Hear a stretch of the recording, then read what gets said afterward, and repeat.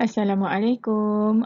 English Year 6 Modals. Okey, pertama sekali Teacher nak minta maaf sebab lambat post tentang video ni. Jadinya minggu ni Teacher nak terangkan tentang apa yang kita belajar minggu ni ialah tentang modals. What is modals? Modal is kata bantu untuk menyokong kepada kata kerja tersebut. To support the verb. Okey, what is modal? What is in the modal? Okay, in modal we have must, have to, could and should.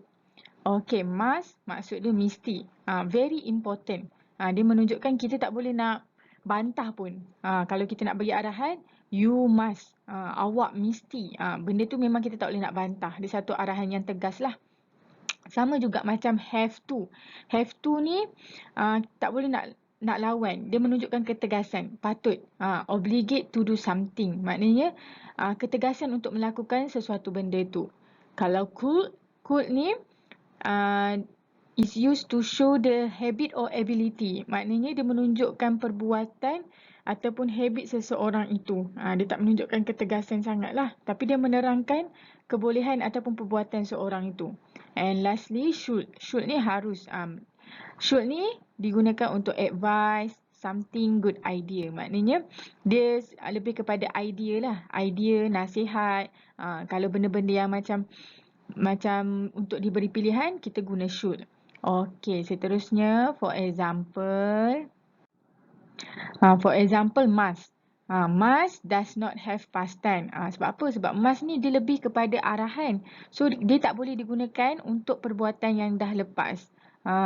If want to talk about something that happened in the past, we use had to. Maknanya kita kena tukarkan must tu kepada had to. For example, yesterday we had to go to the relief center because our house was flooded. Maknanya dia memang kena pergi.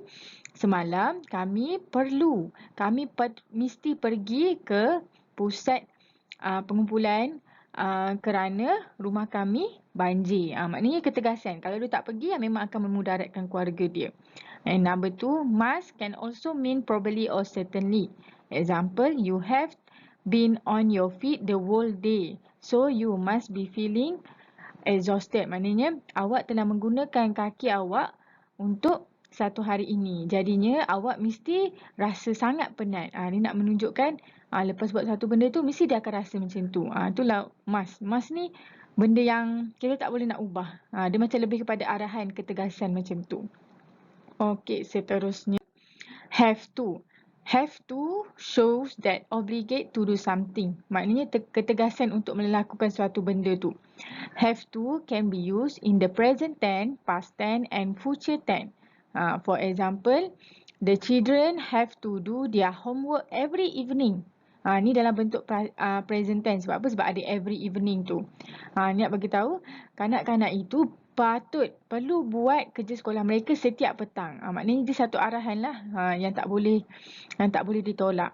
Karen had to wash her shoes yesterday. Sebab apa kita guna had to? Sebab dia past tense. Kalau past tense, have to akan bertukar jadi had kan.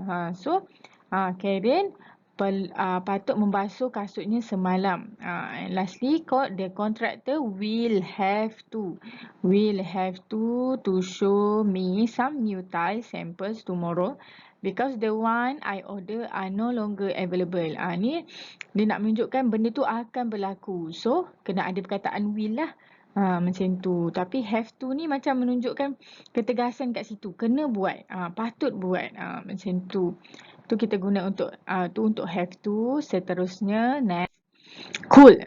Could it use number 1 to show past habit or ability. Untuk menunjukkan tabiat lama. Okay, for example, I could climb that tree easily when I was younger. Maknanya saya boleh memanjat pokok itu dengan mudahnya semasa saya muda. Maknanya dia nak bagi tahu masa dia muda-muda dia boleh panjat pokok tu dengan senang.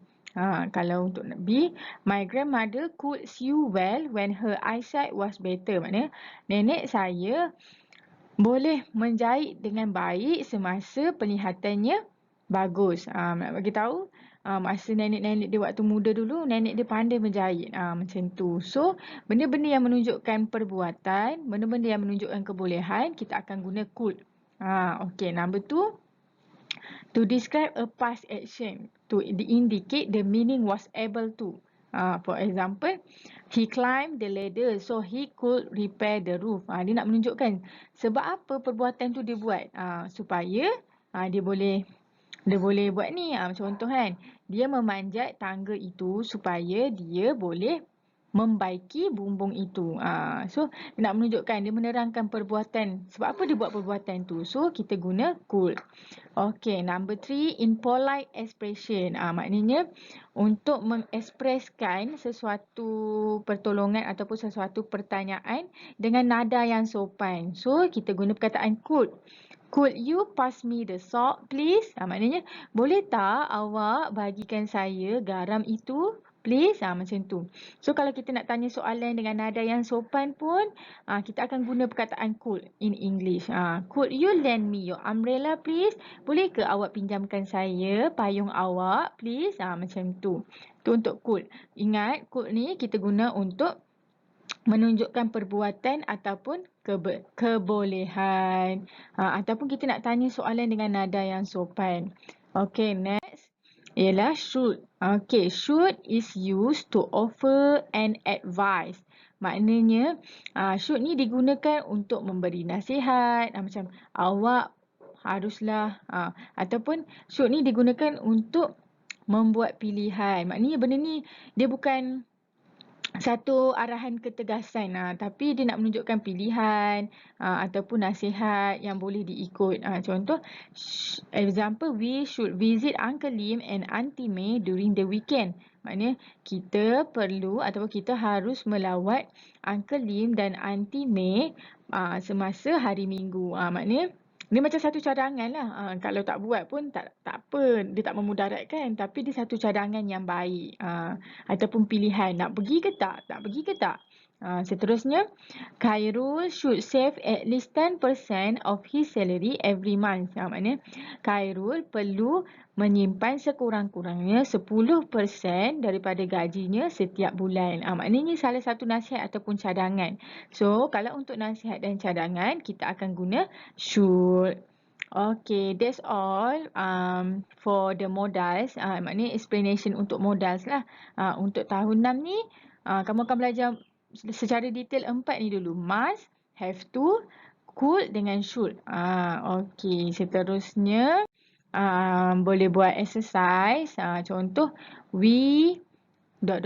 take the escalator to the second floor. Maknanya kami perlu ataupun have to take the escalator to the second floor. Sebab apa? Sebab kalau dia nak pergi ke tingkat 2, dia mesti ambil escalator. So, have to. They must wash their t-shirt. They are covered in mud. Maknanya mereka perlu membasuh baju mereka. Kerana mereka diliputi dengan lumpur. Macam tu. Maknanya kita kena tengok mana satu yang memang menunjukkan betul-betul kena ikut. Mana satu yang tu. Macam contoh, if you want to be a good violinist, you ... practice every day. Contoh, sekiranya awak hendak menjadi violinist yang bagus, you must practice every day. Kamu mesti berlatih setiap hari. Macam tu. Okey, boleh teruskan buat exercise. Ni antara exercise yang ada lah. Teacher ada masukkan dalam group juga. So, bolehlah nak buat. Okay, that's all untuk video minggu ini. Assalamualaikum.